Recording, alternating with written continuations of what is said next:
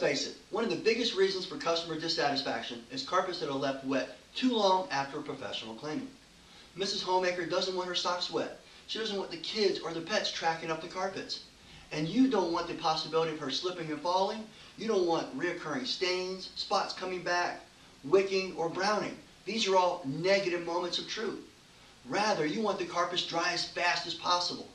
You want customers to use you again, you want them to tell their neighbors and friends, and you want to increase profits. All this comes from getting the carpets dry as fast as possible. This is a positive moment of truth. And I'm here to show you 20 tips and tricks right now how to get the carpets dry as fast as possible. Tips 1 through 10 will be out here by the truck. Tips 10 through 20 will be inside. And we're going to start with number 1 with an inline filter, namely the Devastator. The reason I like this is because I can run forward to the door. I can grab 2 50-foot hoses, run it to the door, hook it up here, and basically go ahead and put the blower inside of the home, maximizing my vacuum. Number 2 is check your water pressure. Most professional cleaners clean around 300 to 500. Anything above that, you might be pressure washing the carpets, driving dirt and water down inside the vacuum, which can cause reoccurring spots, wicking, and browning, and you don't want that. Number 3, check for all leaks in the system. You want to make sure you pull back all your hoses going to the waste tank, your pipes and your plumbing, make sure there's no leaks. Imagine if you're sucking water through a straw that's got a hole in it, and you're trying to drink a drink. You just can't get it up, okay? So you want to make sure you have no leaks. On top of it, check your lids. Make sure that the gaskets are in good shape. Make sure there's no dirt on there. And make sure they're sitting straight to maximize vacuum. Along with checking those cracks, make sure that you check your blower filter routinely. It really gets clogged up and restricts your vacuum. Also, if you have a drop-down filter, make sure you pull that out of your waste tank and clean that too. Tip number 4, remove your 1.5-inch whip hose and run 2 inch all the way into the home. Pop it off, take that in there, and increase your vacuum, especially on larger blowers. Number 5 is clean out your hoses once a month and clean out your filter after every single job on your inline filter. What I do is take a wet towel, hook up my vacuum line to my inline filter, go ahead and turn the machine on, let it go down through there, and it'll dislodge anything that might be stuck in there. Do that once a month. Then, once at every single job, pull out your filter and replace it. Keep several of them on the truck because it'll restrict your vacuum if it's blocked up. All right, tip number 6 is to run the RPMs as high as the factory allows. What this does is keeps your vacuum to maximum. On top of it, make sure that your belts are tight. Loose belts cause slippage and that kills your vacuum. Tip number 7, get down inside your machine there and adjust that vacuum relief valve to the maximum amount you're allowed. On top of that, you can put a free flow valve or a Kunkel valve and really increase that vacuum even further. Number 8 is go ahead and cut your heat up as high as it possibly go. Remember, hotter water not only cleans faster, but it also evaporates faster. Number 9, check all your tools, make sure they're functioning properly. Especially your wands, make sure they're not clogged with hair and thread. This reduces your vacuum. Then on your rotary machines, make sure that your belt seal gaskets are in good shape. Change them regularly and keep them clean. Also, anything that sprays, anything that has a jet on it, whether it's on your wand, whether it's on your inline sprayer, make sure they're in good shape. Number 10, don't pull out any more vacuum hose than you need. Also, make sure that you don't leave it behind the truck all coiled up. This causes resistance. Plus, when you're working out of a house, don't let it get tangled up. Shorten it anytime that you possibly can. Keep the hoses straight to reduce resistance. Also, I recommend not using a live vacuum reel. Okay, the remainder of the tips are going to be inside the home. Here's tip number 11. The first thing I like to do is adjust the heating and air conditioning, especially in the summertime. What I've noticed is many clients will cut the air conditioner off, and we introduce a ton of vapor inside of the home when we go do our hot water extraction.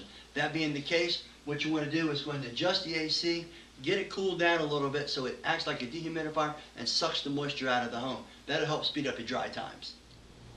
Number 12, make sure you mix up your pre-sprays properly, according to label. Also, don't over-apply it. It's a waste of chemical, and it's also a waste of money. Plus, it's harder to get out of the carpets. And let's face it, soapy material down inside of a carpet is difficult to get out and causes those wicking problems that I was talking about. Also, when you go to spray, just spray it lightly. Don't spray any more than that's necessary. If you do have to spray some more in a heavy traffic pattern, make sure you take the extra time to rinse that out. Number 13, make sure you do a lot of dry strokes. Whether using a wand or a rotary, you want to do a good amount of dry strokes. Now, if you clean one wet stroke, always do at least 2 dry strokes afterwards. You can do the same thing with a rotary machine. After you clean, go ahead and hit a dry stroke with the rotary, and on top of it, you can take your wand, cut in the corners, and re-dry stroke it. Number 14 is excessive foam. Excessive foam is a vacuum killer. You get foam inside your hoses, inside your waste tank, and down goes your vacuum. So I like to keep some crystal powder defoamer on the truck, especially when other prior cleaners have been there or they've used do-it-yourself machines. Sprinkle it out and get to cleaning. Number 15, if you're going to use glides, make sure that you slow down. Take your time, move slowly, because the tendency with Teflon is to move fast. Yes, it helps your body. Sometimes it makes the carpets dry quicker. But if you don't clean as well, by taking your time, you're going to leave a lot of water and a lot of detergent behind. I also highly recommend that you use some type of rotary machine and go ahead and put the bonnet head on there and pre-agitate the carpet well. Number 16, when you're using a wand, keep your wand stroke short. I recommend 3 to 4 feet. Also make sure you cut the water off at the end of the stroke so it doesn't puddle down there, because that's going to be really hard to dry. Also, I recommend go halfway across the room, then work your way back with a dry stroke, come back with another dry stroke, then do the other half of the room. Don't do 5, 10-foot strokes, or don't do across the whole room, because what you're going to do is allow the moisture too much time to seep down into the jute back at the bottom of the carpet there, and you're going to have a problem with overwetting, drying times, and all the problems I mentioned like recurring stains, browning, and wicking, and you don't want that. Number 17, take the time to post bonnet with an absorbent head. Get your rotary out, hook up the bonnet head, put on an absorbent pad, and go over that and get a lot of excess residue and even a little bit of dirt that might be left behind. 18 is go ahead and burp the house. Now make sure it's weather permitting and the pets can't get out. What you can do is go ahead, prop open the door, make sure the screen is shut, go open another window at the other end, and let the air move through. You'd be surprised how much humidity you're adding to the house when you're cleaning the carpet. Number 19, get air moving through the house. I don't care if you have to use bathroom fans, ceiling fans, or air movers. Get air moving, get those carpets dry. Number 20 is use our Spray Vanish. This is a revolutionary product by Truck Mount Forums, and what it does is it prevents spots from coming back. It prevents wicking and reoccurring stains and browning also.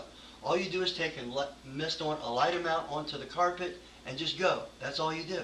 Now let's just suppose for some reason a spot or a stain comes back, or you mis-spraying it with this. Just come back, mist it with this, and the spot will be gone, and you can stand up to a great spot warranty. Well, hopefully you now see there's a whole lot more to getting carpets dry and clean than you thought it was. Hey, Dry and Clean, I like that name, by the way. If you think about it, when you apply all these principles, you're going to notice that your customer referrals and your profits are going to skyrocket, and your customer satisfaction will be where it never was before, and you're going to build lifetime clients, and that's what it's all about. Well, I hope you enjoyed this video. Definitely come to Truck Mount Forums, where we have hundreds of similar types of videos like this. I'm Rob Allen with Truck Mount Forums. Have a great day.